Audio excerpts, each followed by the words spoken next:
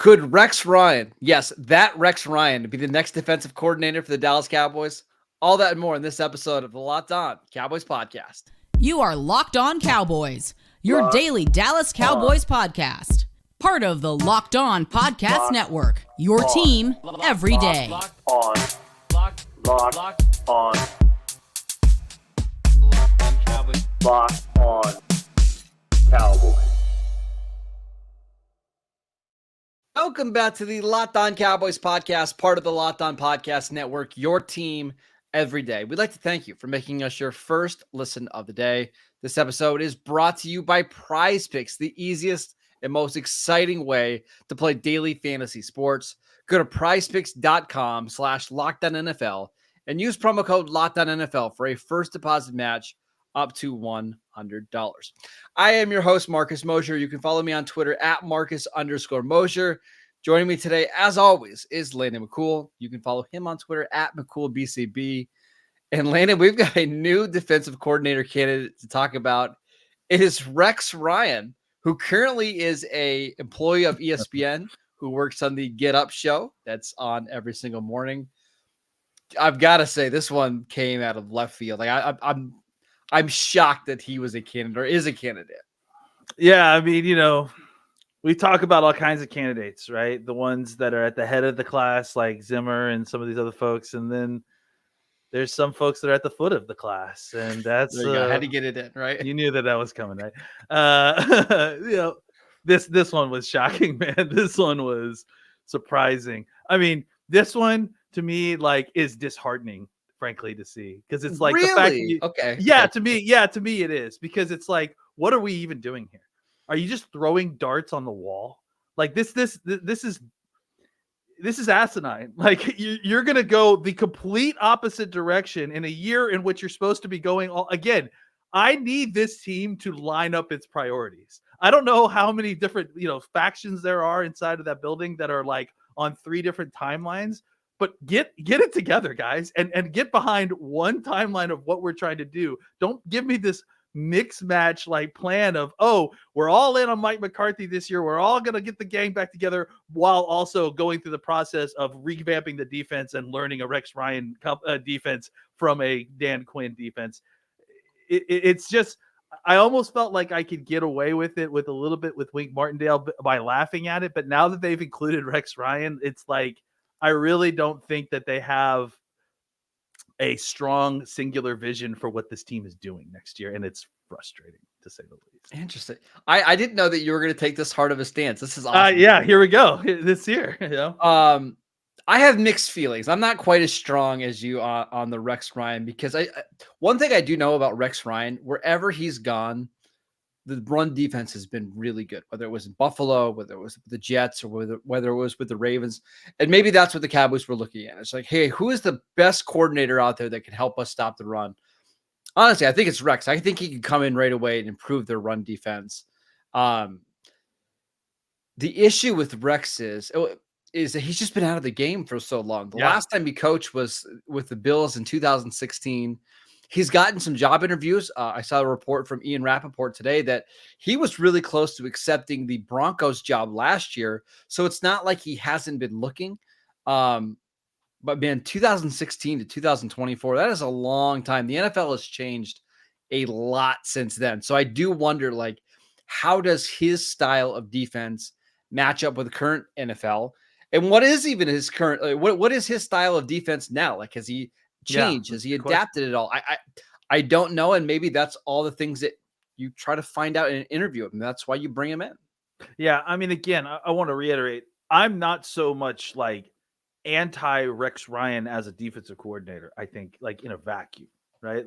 I think it's very different than what you've been doing. And I do think that it's not exactly a simple switch, but my problem is more just the mismatched timelines in which, trying to completely transition your defense to a whole new system that's very, very different than what you're doing. It is different. So I think as far as Rex Ryan, the candidate goes, like, I think you mentioned it, like, he is kind of a lot like his brother in the sense that they're both from, their dad's kind of mad bomber defense, right? They're going to attack. They're going to be aggressive. I don't think it's too very much different than Wink Martindale to a large degree, except for the fact that Martindale was a defense coordinator last year. And like you mentioned, Rex Ryan hasn't been a DC for almost 9 years now. So I think that it's one of those situations where, what is he bringing that's so unique other than his name? What is he bringing other that's new and inventive other than his name? Yeah, his defense has stopped the run, 8 years ago when they were in the NFL. The game has changed quite a bit in the last 8 years. So yeah, it's going. My issue with it again is that not so much that I have a problem with Rex Ryan or his schemes or anything like that. It's just that this team seems insistent on taking steps in weird directions that don't make much sense. And again, it's not even that they're trying to get retreads. They're trying to find guys that have been retreaded and thrown out to the road, and they're pulling them off the side of the road and then trying to revive them. It's like, I just, it's disheartening. The names that they're coming up with is disheartening more than the actual thought of Rex Ryan becoming the defensive coordinator, if that makes sense. So a couple things on Rex. Yes, the Cowboys had Rob Ryan. Was it 2011 and 2012? Right around the last time that Rex was coaching in the NFL. Yes. I will say Rex is 10 times the coach that Rob Ryan is. Just to be clear. And even Rex Ryan at the league 6 years, I just have a lot more faith that he's going to be able to figure things out. I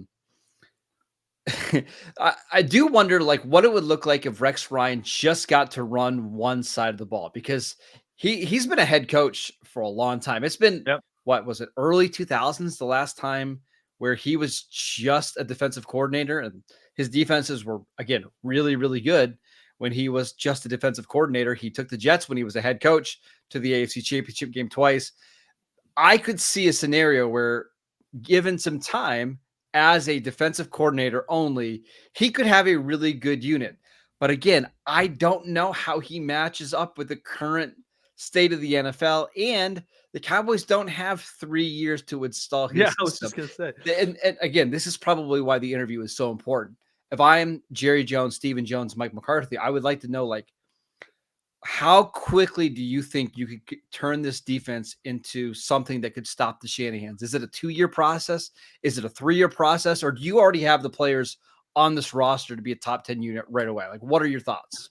Is by the time you get up to speed on the Rex Ryan defense, is Trey Lance going to be good enough to re-sign to a second contract?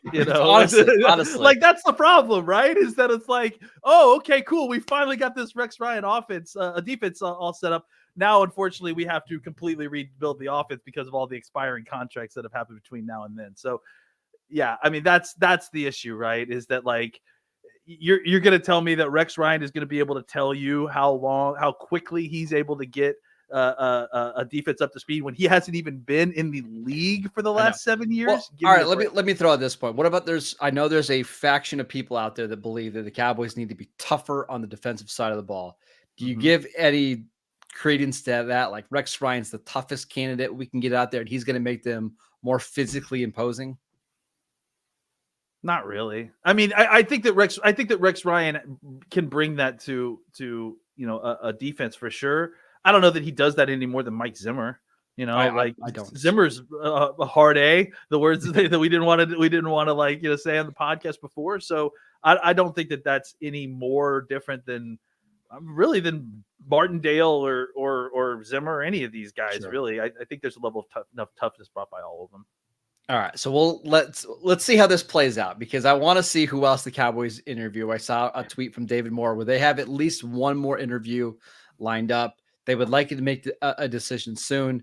Let's see what other wild names the Cowboys can pull out over the next couple of days to leave us shaking. Clone of Tom Landry is being interviewed for defensive coordinator. Rod Marinelli back again? Monty Giffen? Maybe. Yeah. I mean, Sure. Why not? Yeah. Monty Kiffin's grandson is, I think, turning 13. So let's see Brian if he can Stewart, call it bring him back from the 2008 Cowboys. All Mike right. Smith. You know, like, Yeah, I mean, there we're you going go. to There call you back go. all of Yes. defensive coordinators. Yeah, come on. All right. Let's talk about Markquese Bell and what his role might look like for the Cowboys in 2024 next. This episode is brought to you by DoorDash. Did the game go to timeout? Time to order in with DoorDash. Is it halftime? That is ordering in time. 2-minute warning. You got it. That is your cue to order in. Whenever the game clock stops, it's time to order with DoorDash. Order pizza, wings, sodas, burgers, or even just buns on DoorDash and get it all delivered without missing the game. Make sure you stock up before game day. Get all your favorite appetizers and order all of your tailgate gear on DoorDash, and then get ready to watch your team win. Get 50% off up to a $10 value when you spend $15 or more on your first order when you download the DoorDash app and enter promo code LOCK23. Subject to change, terms apply. Again, get 50% off up to a $10 value when you spend $15 or more on your first order when you download the DoorDash app and enter promo code LOCK23. Subject to change, terms apply. This episode is brought to you by Prize Picks. Prize Picks is America's #1 fantasy sports app with over 3 million members. It's the easiest and most exciting way to play DFS because it's just you against the numbers. All you have to do is pick more than or less than on 2 to 6 player stat projections and watch the winnings roll in. Plus, the big game is around the corner on Sunday. Prize Picks is the easiest and most exciting way to turn every game-changing moment into 100 times your money. With as little as 4 correct picks, you can turn $10 into $1,000. One of the great things about Prize Picks this week is if Patrick Mahomes throws for more than 1 yard in the big game, you win on Prize Picks. It's a free square. Go take it right now on Prize Picks. Go to prizepicks.com/LockedOnNFL and use promo code LockedOnNFL for a first deposit match up to $100. And don't forget, if Patrick Mahomes throws for more than 1 yard in the big game, you win on Prize Picks. Go to prizepicks.com/LockedOnNFL and use promo code LockedOnNFL for a first deposit match up to $100. Welcome back to the Locked On Cowboys podcast. We want to let you know that Locked On has launched the first ever national sports 24/7 streaming channel on YouTube. And now you can also find it on Amazon Fire TV. Locked On Sports Today is here for you 24/7, covering the top sports stories of the day with the local experts of Locked On, plus our national shows covering every league. Find the Locked On Sports Today channel on YouTube and Amazon Fire TV. All right, Landon, our next question comes from @undrafted free agent, which is pretty hilarious because considering this question. Yeah. Can Markquese Bell play the curse role next year? Or maybe that's overshot. What is Dallas going to do with Markquese Bell now that he's not in a Dan Quinn defense? Well, I mean, you all assuming that there is a curse role next year in this defense. And I think a lot of what Markquese Bell is going to be doing next year is going to be based on who the hire is that we find out in the next week or so, or however long it's going to take. I tend to think that it will probably be sort of a hybrid situation. I imagine he will be playing more safety than he did with Quinn, simply because that's his natural position. And I think they feel like that he is a positive player there. Maybe he actually kind of becomes sort of a rotational player with Donovan Wilson or something like that, because I do think that in the box safety role is something that he could slide and fit into very nicely.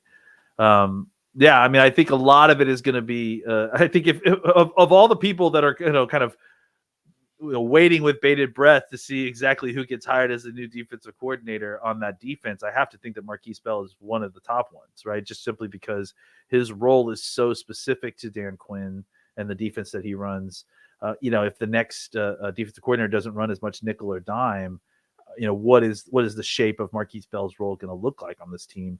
It probably is going to look like a lot more safety, and I would imagine, and I would imagine that he's still playing some linebacker, but I would assume that it would mean a move from linebacker to safety. But who knows? Maybe they decide to keep him there. It'll be interesting to see how that all plays out. Honestly, I gotta be honest. I kind of feel bad for Markquese Bell. I think a lot of people were making him the scapegoat of some of the struggles they had on defense.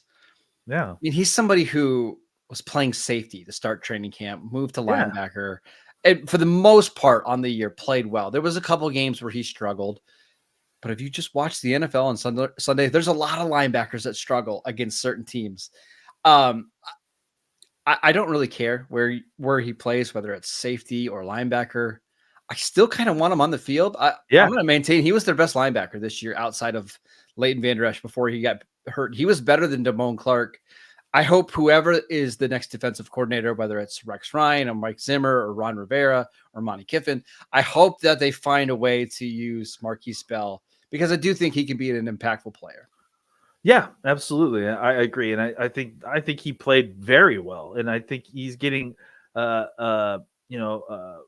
he's taking a lot of flack for what was kind of a schematic, issue at a certain point with this run defense, and I think look at what he was asked to do, like he came, like you mentioned, he came into the year, he trained all year getting ready to play safety.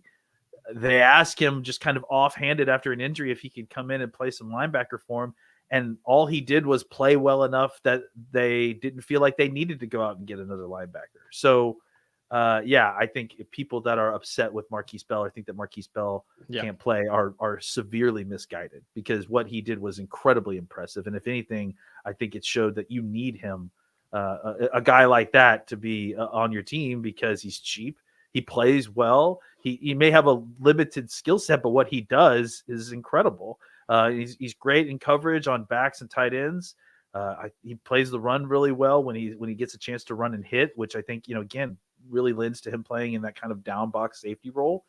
I think Markquese Bell has a future of this team. I hope a starting role or a very heavily rotated backup role.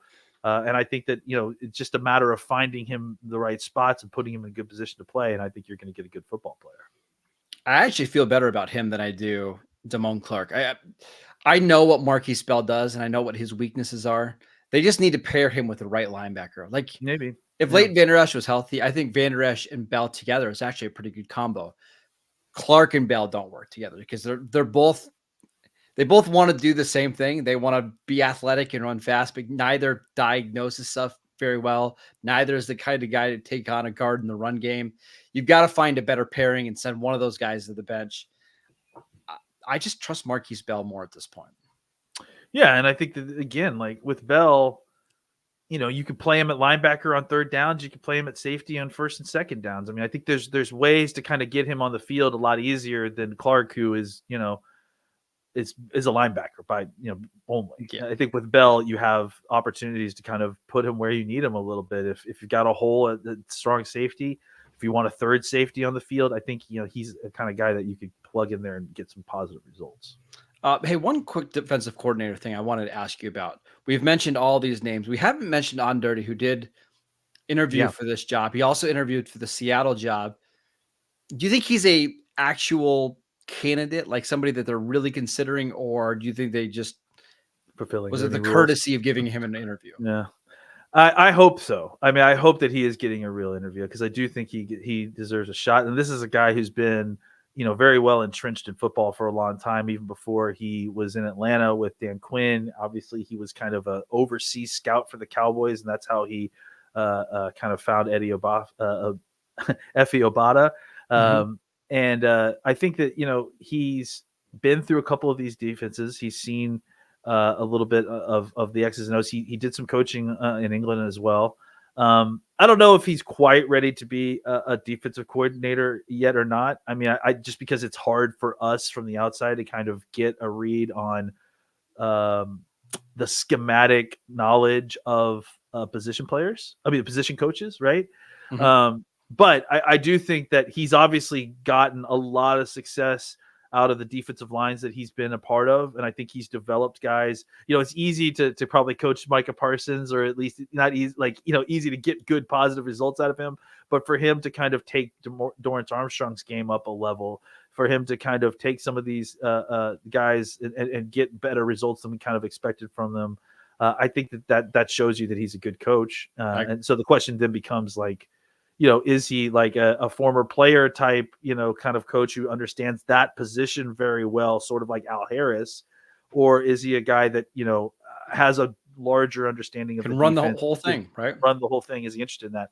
I'm not sure, but I do think that Dirte is proven to be a guy that the players and a lot of these coaches are turning to as someone who has strong institutional knowledge of kind of how this defense runs. I agree. He's one of the ones that it's been a little bit of a wild card. We haven't really discussed him as an option enough. I won't be surprised if he is one of the, 2 or 3 coaches that the Cowboys do end up considering for this job. Landon, we got one more question here about which receivers in the free agency, in the pool, and the draft best fit Dak Prescott. We will discuss that next. This episode is brought to you by our sponsor, BetterHelp. Sometimes we all need the opportunity to get something off of our chest. Big or small, certain things can really start to get to you. It's important to let that out, especially to someone who is unbiased in your life. So today I want to tell you how I really feel about something. You might even be thinking the same thing this week. I kind of hate Super Bowl parties. You don't actually get to just sit back and enjoy the game because there's so many people watching and so many people talking and grabbing food and walking in front of the TV and getting ready for the commercials.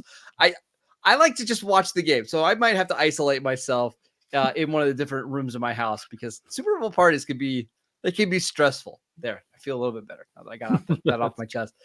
See, therapy can be different for everyone. Most of us have bigger problems than our favorite sports teams or whether or not you enjoy Super Bowl parties. It's important to get things off of your chest every once in a while. If you're thinking of starting therapy, give BetterHelp a try. It's done entirely online. It's designed to be flexible and suited to your schedule.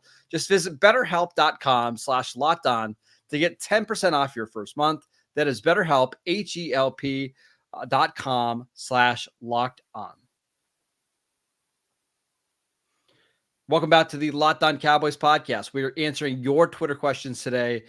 And this final question comes from Chip Harris. He wants to know, when talking about wide receivers for the Cowboys, there's not much discussion on what type Dak prefers. It seems like to me he likes the guys that get quick separation rather than the big body contested catch guys. Do you agree? Yeah, I kind of do. I think that it's, that's one of the things that we noticed immediately in the difference between Tony and Dak when he came in. Is Dak likes separators, right? He likes to throw to clean targets.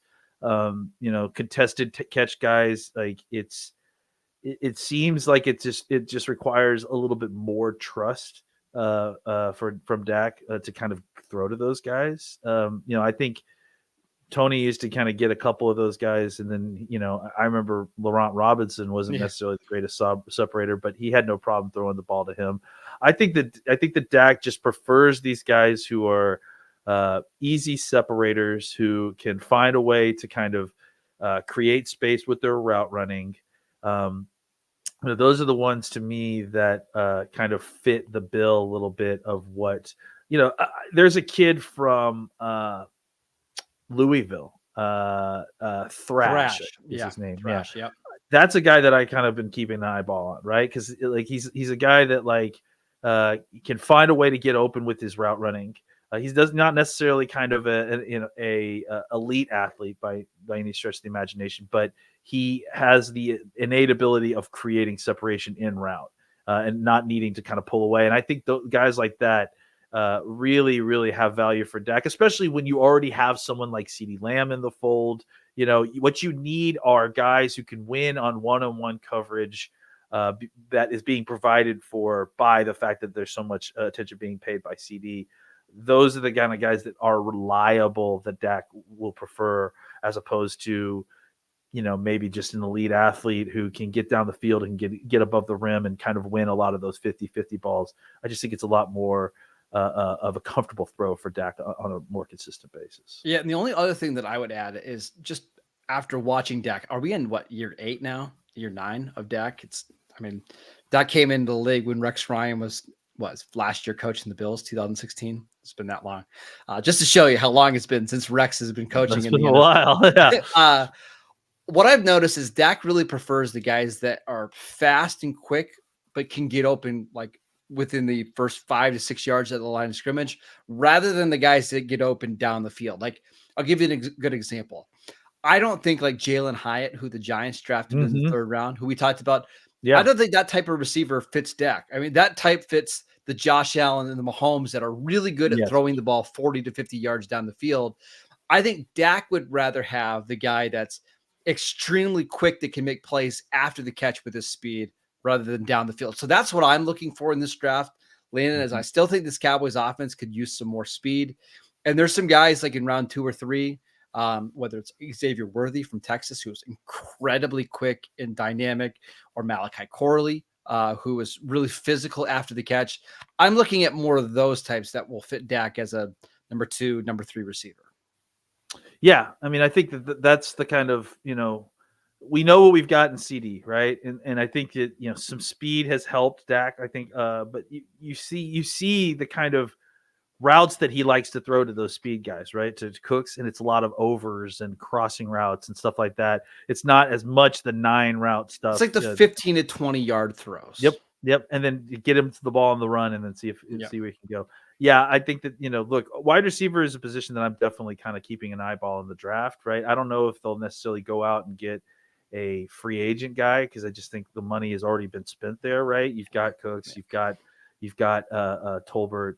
You're probably going to lose Gallup, but I mean, lose Gallup, you're probably going to get rid of Gallup. But the idea is that you'll replace him with potentially a draft guy, or maybe a cheap free agent. But I imagine that I'm eyeballing the draft, because I do think that every year the draft is incredibly deep, and especially at wide receiver. So I think there's an opportunity you could go get a guy who could develop into.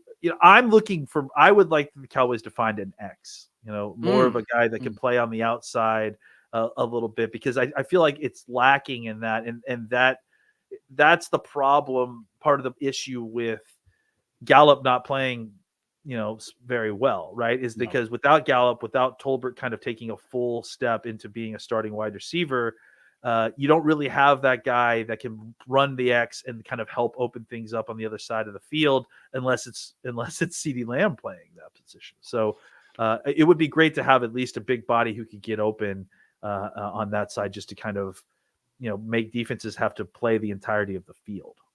See, I think I'm looking. I mean, you're not wrong. I would like the Cowboys to get a better X as well, but I think I'm looking now for the guy that can take the easy layup throw and give you 9 yards on it. Like, now that Tony Pollard likely going to leave in free agency, you're missing a little bit of that yak and explosive play guy. And CeeDee Lamb can obviously do it.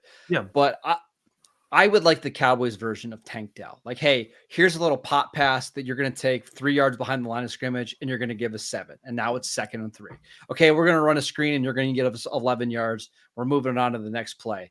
CeeDee Lamb can obviously do that, but CeeDee is already getting like 200 targets in a season. You need somebody else to take off, or to shoulder that kind of the load. You don't have to spend a 1st-round pick. You probably don't even have to spend a 2nd-round pick on that player. But I would like somebody else that is just a threat with the ball in their hands to be on this offense, because I love Brandon Cooks.